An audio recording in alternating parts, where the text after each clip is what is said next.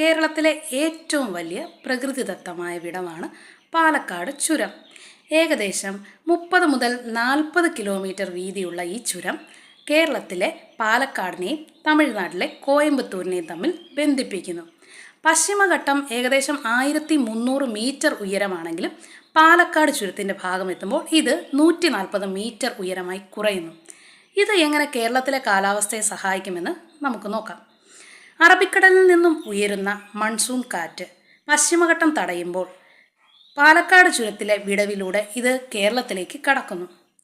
പാലക്കാട്, മലപ്പുറം, തൃശ്ശൂർ എന്നീ ജില്ലകളിൽ മഴയ്ക്ക് ഇത് കാരണമാകുന്നു.